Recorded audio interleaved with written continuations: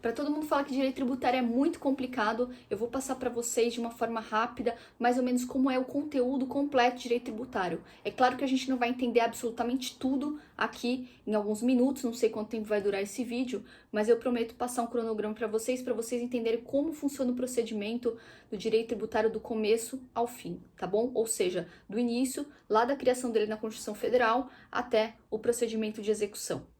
Então imaginem só uma linha do tempo e a gente vai percorrer essa linha do tempo juntos, certo?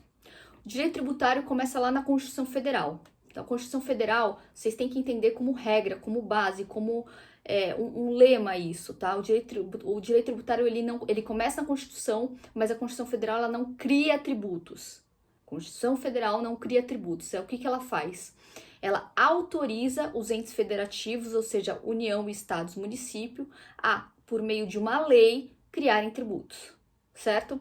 Daí a gente já nasce o primeiro princípio do direito tributário, que é o princípio da legalidade. Então, a criação dos tributos depende de lei. A Constituição Federal, ela autoriza União, Estado, Distrito Federal e municípios a criarem leis, né? Ou seja, por meio de leis, criarem seus tributos. Então, ela só apenas vai falar assim, olha, União, você pode criar tributos sobre tais assuntos. Estados, você pode criar tributos sobre tais assuntos e assim por diante, certo?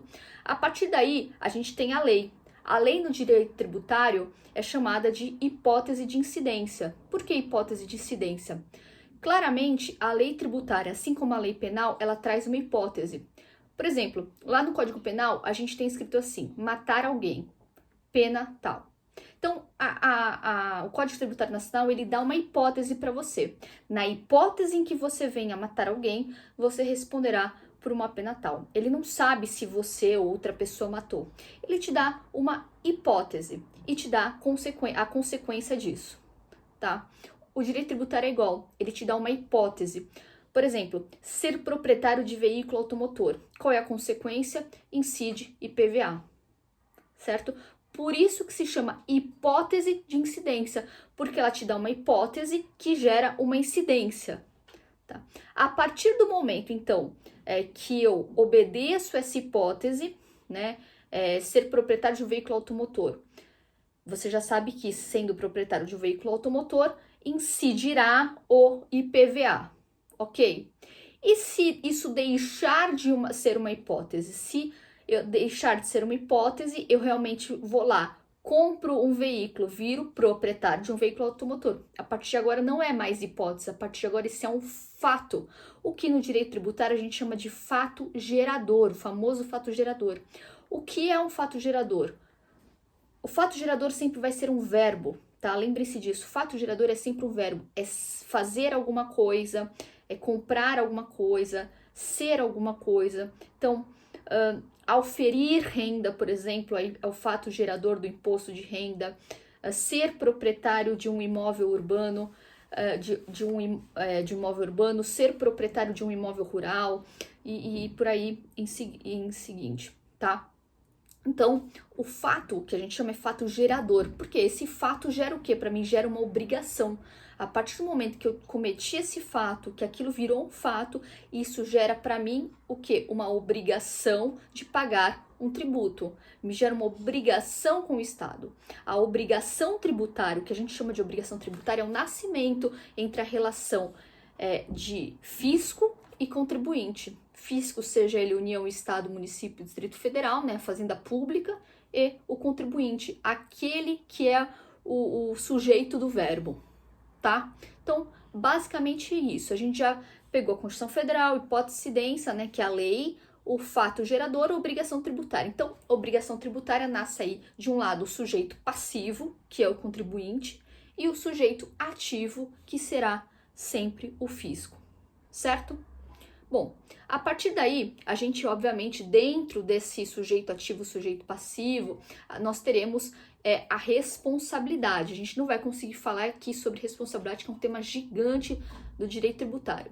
Mas uma coisa que vocês têm que saber é que nem todo mundo que é o autor do verbo, nem todo mundo que pratica o fato gerador tem necessariamente obrigação tributária. Um exemplo simples que eu vou dar para vocês é, por exemplo, uma criança, né? Se uma criança, por exemplo, recebeu de herança um imóvel, ela é o contribuinte, porque ela praticou o fato gerador, quer ser proprietária de um imóvel, certo?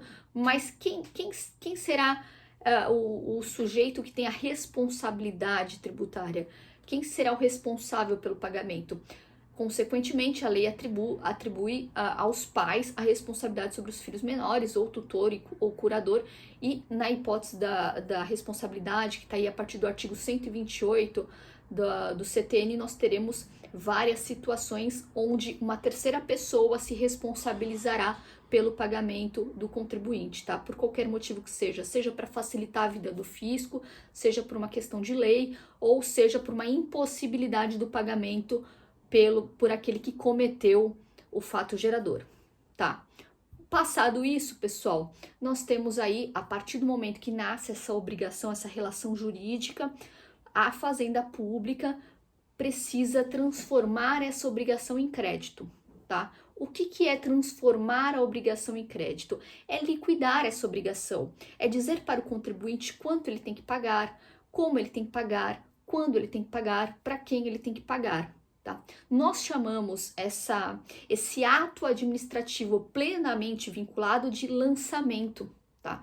E ele é exatamente um ato administrativo plenamente vinculado porque a partir do momento que o lançamento nasce sem a observância de lei, faltando qualquer requisito da lei para aquilo, ele já nasce nulo. Tá? Então, o lançamento ele precisa obedecer à hipótese da lei. Isso é tese também para gente na vida, no direito tributário, para quem quer seguir a carreira ou para quem está fazendo um concurso, um exame de ordem.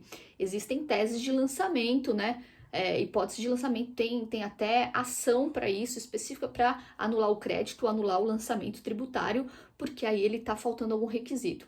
Então, o lançamento ele vai acontecer ou de ofício, ou por homologação ou por declaração. O lançamento de ofício é basicamente, pessoal, aquele, né, falando muito rápido, que a gente tem muito para falar de cada um e a gente vai falar aos poucos sobre cada um. O lançamento de ofício é aquele que acontece basicamente direto pela Fazenda Pública, que o contribuinte não precisa fazer nada. Então, por exemplo, se eu compro um carro hoje, eu posso ficar tranquila que no início do ano que vem vai vir um carnezinho para mim pronto, já distribuído, a alíquota, a base de cálculo, quanto tem que pagar, quando tem que pagar, tá? Sobre o IPVA. Então, ele é feito de ofício, não preciso fazer nada, a Fazenda Pública faz sozinha.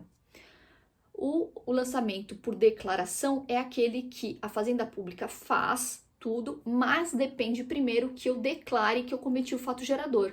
Eu declarando só que eu cometi o fato gerador, o resto a Fazenda Pública apura. Tá? Então, por exemplo, eu vou viajar para fora do Brasil, quando eu volto com muitos bens aí que eu trouxe, eu preciso fazer a minha declaração, tá? Eu faço a declaração de bens de exportação, né? E a Fazenda Pública gera uma DARF para eu pagar o imposto de importação, tá? O imposto de importação é aquilo que eu estou trazendo para o meu país. Ótimo.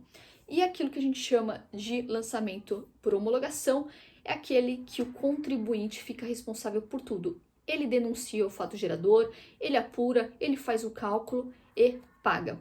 A Fazenda Pública, no prazo de 5 anos, faz a homologação, o famoso imposto de renda sim, né? Alguns confundem imposto de renda com declaração, mas o imposto de renda é um tributo lançado por homologação. No dia certo eu vou lá, faço a minha declaração, denuncio o meu fato gerador, denuncio qual o valor do que eu auferi de renda, coloco lá a alíquota, faço o cálculo lá no programinha deles e pronto, e mando. E aí a Fazenda Pública, dentro do prazo correto, que a gente vai falar sobre prescrição e decadência, eles apuram corretamente o que foi feito e se tiver certo, eles homologam, tá bom? Se não, eles te chamam para prestar contas. Feito o lançamento, nasce aí o tempo para pagamento. O contribuinte começa a ter o tempo, né? Nasce o crédito. O que transforma a obrigação tributária em crédito é o lançamento.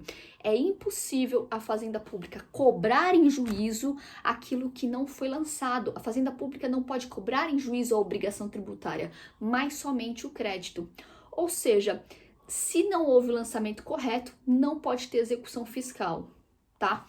Feito o lançamento correto, nasce um prazo para o contribuinte ou pagar aquele crédito, se ele pagar causa de extinção tributária, Ou então ele pode colocar uma das hipóteses de isenção, falar, olha, eu tenho aqui, fiz a obrigação tributária, mas eu tenho isenção e por isso eu não vou pagar, né? Ou então ele pode dizer assim, veja, eu tenho essa situação aqui, eu não concordo com esse tributo e eu quero brigar por isso, eu quero ajuizar uma ação contra isso, eu quero suspender a exigibilidade desse tributo que eu vou discutir ele, né? Então, existe essa hipótese, a Fazenda Pública vai receber aquela ação, se for o caso, vai suspender o prazo até que se discuta se aquele crédito é devido ou não, tá?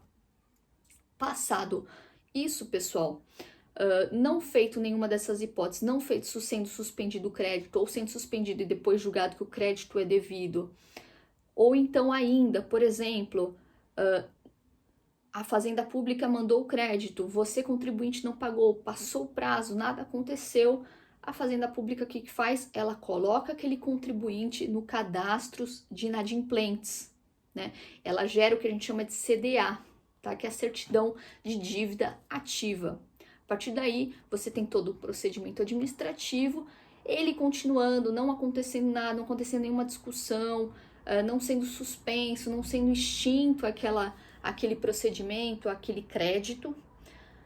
Dali vai nascer o que a gente chama de execução fiscal, tá? Então aí nasce a execução fiscal. A execução fiscal é um meio que a Fazenda Pública tem de cobrar o crédito do contribuinte. E a gente vai ter muito assunto para falar de execução fiscal, tá? Para lembrar, lá no início, né, da Constituição Federal. A Constituição Federal, uma coisa que vocês têm que entender, para ficar na cabeça de vocês, é que ela não ela não cria tributos, mas ela apenas dá a oportunidade, dá autorização para que os entes federativos, por meio de leis, criem tributos. Mas uma coisa muito importante, que vai ser tema aí já para os próximos vídeos, tá?